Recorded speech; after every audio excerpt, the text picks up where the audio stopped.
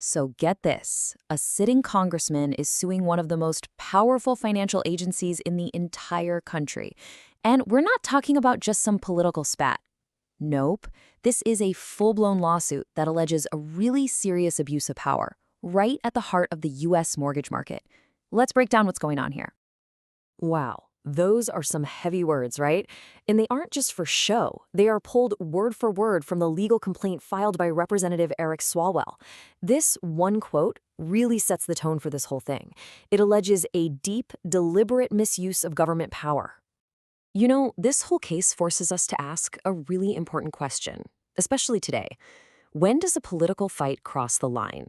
When does it become about weaponizing our most sensitive, personal data? To really get what's at stake, we need to dig into the details. All right, let's dive into Section 1, a congressman's lawsuit. First up, we'll meet the key players. So on one side, you have Congressman Eric Swalwell, a well-known Democrat from California. And on the other side, a real powerhouse lineup. You've got the Federal Housing Finance Agency, that's the FHFA, its director, Bill Pulte, and the two giants they regulate, Fannie Mae and Freddie Mac. So what's this all really about? Well, the entire lawsuit boils down to this one central claim, that the head of the FHFA used his incredible power and his access to very sensitive financial data to cook up mortgage fraud allegations against people he saw as political enemies. Okay, on to Section 2, data as a weapon. Now we're getting to the absolute core of this fight, how personal mortgage info allegedly got turned into a political tool. This slide really breaks down the back and forth. The FHFA's criminal referral accused Swalwell of mortgage fraud. They said he claimed his D.C. home was his main residence to get a better loan. But Swalwell's lawsuit fires right back, saying that's just not true.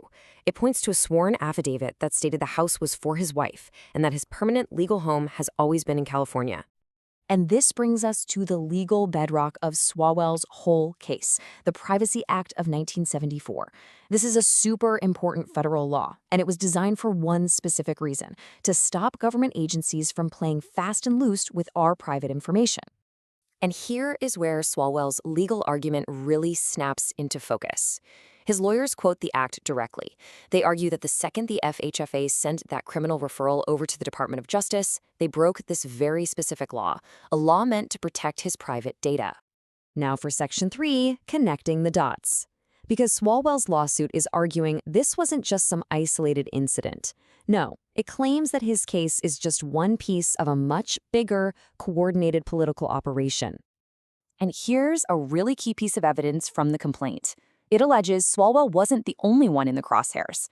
He was supposedly one of 4 prominent Democrats who got hit with these criminal referrals, including New York's Attorney General Letitia James and California Senator Adam Schiff.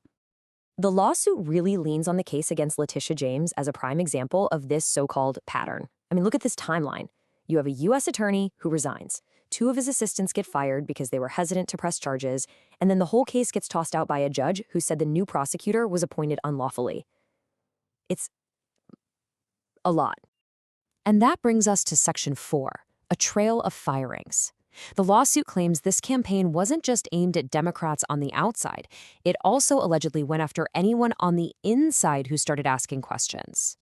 12. Just let that sink in for a second. 12. According to the lawsuit, that's how many ethics officials were fired from Fannie Mae. And the reason? The complaint alleges it's because they started their own investigation into the director's access to all these confidential mortgage records. So when you start connecting these dots, the lawsuit argues a pretty clear pattern starts to take shape, a systematic removal of anyone who might have pumped the brakes on this, whether it was the ethics team at Fannie Mae or federal prosecutors who thought the evidence was weak. The complaint alleges they were all shown the door. But it doesn't stop there. The lawsuit claims this was also a very public campaign. It alleges that details from these criminal referrals were intentionally leaked to the press, to basically start a media firestorm and cause as much political damage as possible. Phew. Okay, so with all of those explosive allegations on the table, that brings us to our final section. The case begins. Where does all of this stand right now? This table gives you a nice little snapshot. Swalwell's lawsuit is officially in the system. Director Pulte is named as a key defendant. And importantly, that related case against Letitia James, it's already been dismissed. So now all eyes are on the judge who's going to handle this case. And we know who that is, U.S. District Judge James E. Boasberg. The case is now officially in his courtroom, and that's going to be the arena where all of these very serious allegations get put to the test. And so we kind of end up right back where we started. Whatever happens with this lawsuit, it really makes us all confront a fundamental question in this day and age. With so much of our private lives stored digitally, what's stopping that information from being used to silence people? Where do we as a society draw that critical line?